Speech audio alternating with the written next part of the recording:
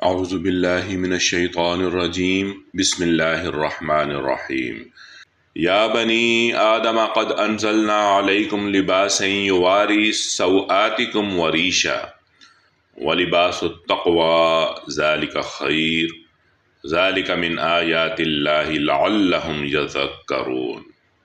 اے اولاد آدم، ہم نے تم پر لباس نازل کیا ہے کہ تمہارے جسم کے قابل شرم حصوں کو ڈھانکے اور تمہارے لیے جسم کی حفاظت اور زینت کا ذریعہ بھی ہو، اور بہترین لباس تقوی کا لباس ہے۔ یہ اللہ کی نشانیوں میں سے ایک نشانی ہے، شاید کہ لوگ اس سے سبق لیں۔ اب قصہ آدم و حوا کے ایک خاص پہلو کی طرف توجہ منتف کر کے اہل عرب کے سامنے خود ان کی اپنی زندگی کے اندر شیطانی اغوا کے ایک نمایاں ترین اثر کی نشاندہی فرمائی جاتی ہے۔ یہ لوگ لباس کو صرف زینت اور موسمی اثرات سے جسم کی حفاظت کے لیے استعمال کرتے تھے، لیکن اس کی سب سے پہلی بنیادی غرض یعنی جسم کے قابل شرم حصوں کی پردہ پوشی ان کے نزدیک کوئی اہمیت نہ رکھتی تھی۔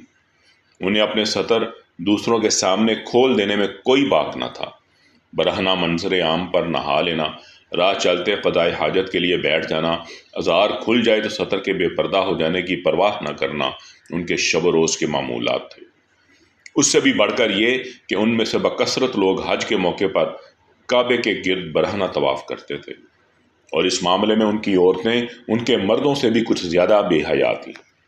ان کی نگاہ میں یہ ایک مذہبی فعل تھا اور نیک کام سمجھ کر وہ اس کا ارتکاب کرتے تھے۔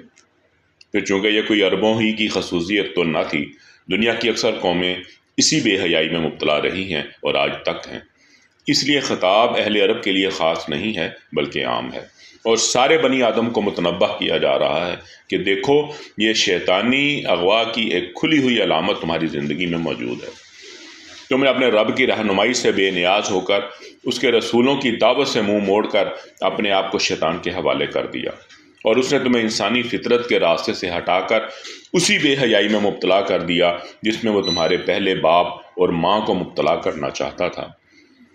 اس پر غور کرو تو یہ حقیقت تم پر کھل جائے کہ رسولوں کی رہنمائی کے بغیر تم اپنی فطرت کے ابتدائی مطالبات تک کو نہ سمجھ سکتے اور نہ پورا کر سکتے ہو۔ صدق اللہ العظیم۔